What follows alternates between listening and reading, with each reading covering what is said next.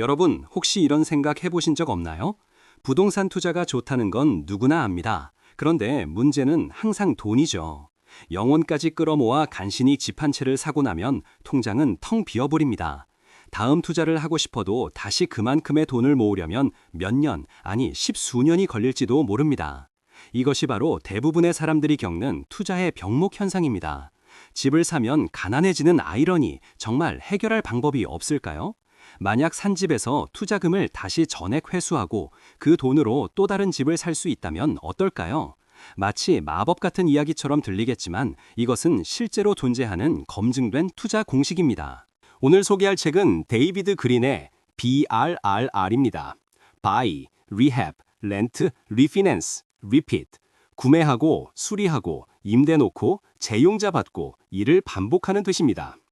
이 5단어의 앞글자를 딴 BRRR 전략은 단순히 부동산을 모으는 게 아닙니다. 돈의 회전 속도, 즉 자본의 효율성을 극대화하는 기술입니다. 많은 부자들이 쉬쉬하며 실천하고 있는 이 방식은 한 번 쓴 돈을 다시 주머니로 가져와서 무한히 재사용하는 것이 핵심입니다. 한국에서도 경매나 급매, 그리고 리모델링을 통해 충분히 적용 가능한 이 전략, 지금부터 하나씩 파헤쳐 보겠습니다. 첫 번째 단계는 buy, 즉 구매입니다. 하지만 아무 집이나 사는 게 아닙니다. 여러분이 모델하우스처럼 예쁜 집을 보러 다닌다면 이미 틀렸습니다. BRRR 전략의 핵심은 남들이 거들떠보지 않는 낡고 냄새나고 관리가 안 된 집을 사는 것입니다. 왜냐고요? 그래야 싸니까요. 우리는 시장 가격보다 훨씬 저렴하게, 즉 할인된 가격에 자산을 매입해야 합니다. 한국으로 치면 경매나 공매 혹은 사정이 급한 급매물을 노려야 합니다.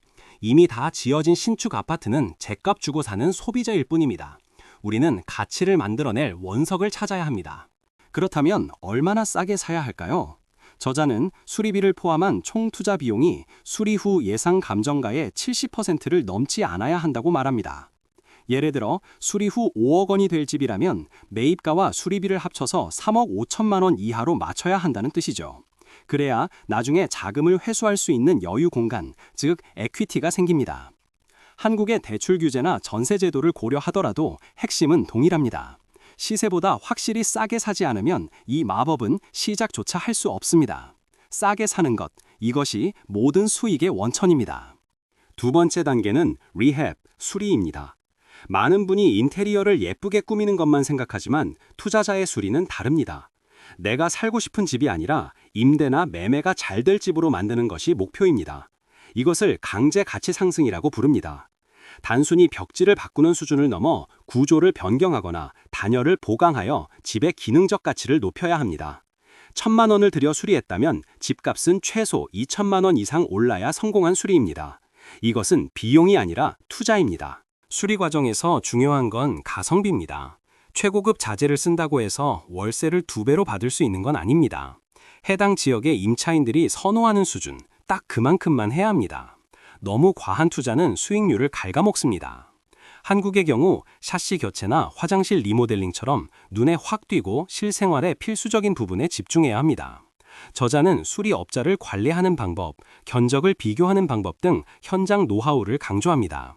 결국 이 단계에서 여러분은 낡은 집을 황금알을 낳는 거위로 변신시키는 연금술사가 되어야 합니다. 세 번째 단계는 렌트, 임대입니다. 수리가 끝난 깨끗한 집에 좋은 세입자를 들이는 과정입니다. 여기서부터 드디어 현금 흐름이 발생합니다. 월세 수익은 대출 이자를 갚고도 남아야 합니다. 공실은 투자자의 가장 큰 적입니다. 따라서 수리 단계부터 임대가 잘 나갈 컨셉을 잡는 것이 중요했죠. 깐깐한 심사를 통해 월세를 밀리지 않고 집을 깨끗하게 써줄 우량 임차인을 구해야 합니다. 한국에서는 전세 레버리지를 활용할 수도 있고 월세 세팅을 통해 현금 흐름을 만들 수도 있습니다. 네 번째, 가장 중요하고도 생소한 단계인 리파이낸스, 재융자입니다. 한국 상황에 맞춰 설명해 드리겠습니다. 여러분이 3억에 산 집을 5천만 원 들여 고쳤고 그 집의 시세가 5억이 되었다고 가정해 봅시다. 이제 은행은 이 집을 5억짜리 담보로 평가합니다. 높아진 감정가를 바탕으로 대출을 다시 받거나 혹은 높아진 전세 시세에 맞춰 전세금을 올려받는 것입니다. 이 과정에서 여러분이 초기에 투입했던 투자 원금을 회수하게 됩니다. 이것이 바로 핵심입니다. 집은 4명이로 나눠 있는데 내 돈은 다시 내 주머니로 돌아오는 것이죠. 물론 한국은 LTV, DSR 등 대출 규제가 까다롭습니다. 미국처럼 자유롭게 돈을 빼내기가 쉽지 않을 수 있습니다. 하지만 원리는 같습니다.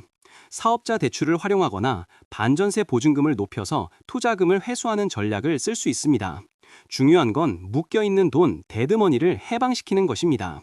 집값이 올랐다고 좋아만 할 게 아니라 그 상승분을 현금화하여 다음 기회를 위해 준비시켜야 합니다. 이 단계를 거치지 않으면 여러분의 투자는 한두 채에서 멈출 수밖에 없습니다. 마지막 5번째 단계는 repeat, 반복입니다. 재융자나 보증금 회수를 통해 손에 쥔 돈으로 무엇을 해야 할까요? 네, 다시 첫 번째 단계인 buy로 돌아가 또 다른 저평가된 집을 사는 것입니다. 이렇게 시스템이 한 바퀴 돌 때마다 여러분의 자산은 집 한 채씩 늘어납니다. 하지만 내 투자 원금은 그대로 유지되거나 오히려 늘어납니다. 이것이 바로 부의 스노우볼 효과입니다. 처음 한 번은 어렵고 두렵지만 한 사이클을 완성하고 나면 두 번째, 세 번째는 훨씬 쉬워집니다. 물론 이 과정이 꽃길만 있는 건 아닙니다. 예상치 못한 수리비 폭탄, 갑작스러운 금리 인상, 악성 세입자 등 수많은 리스크가 도사리고 있습니다. 저자 데이비드 그린 역시 수많은 시행착오를 겪었습니다. 그래서 그는 강조합니다. 철저한 숫자 분석과 시스템 구축이 필요하다고요. 감에 의존한 투자는 도박입니다. 최악의 상황에서도 버틸 수 있는 현금 보유, 그리고 신뢰할 수 있는 수리업자 및 중개인과의 팀워크가 필수적입니다. 혼자서 모든 걸 하려 하지 마세요. BRR 모델을 성공적으로 반복하려면 나를 대신해 일해줄 시스템이 필요합니다. 좋은 물건을 찾아주는 중개사, 믿을 수 있는 시공팀, 꼼꼼한 대출 상담사 등 전문가 네트워크를 만드세요. 여러분은 이 오케스트라의 지휘자가 되어야 합니다. 직접 페인트 칠을 하며 인건비를 아끼는 건 초보 때나 하는 일입니다. 여러분의 시간 가치를 높여서 더 좋은 물건을 찾는 의사결정에 집중해야 부의 추월 차선에 올라탈 수 있습니다. 경제학에는 돈의 회전 속도라는 개념이 있습니다. 1억 원을 가지고 10년에 한 번 수익을 내는 것과 1년에 한 번씩 회전시키며 복리로 수익을 내는 것은 천지 차이입니다. BRRR 전략은 이 속도를 극한으로 끌어올립니다. 돈이 집에 묶여 잠자게 두지 마세요. 끊임없이 일하게 하세요. 집을 사서 묵혀두는 것이 아니라 가치를 입히고 다시 자본을 빼내어 또 일하게 만드는 것.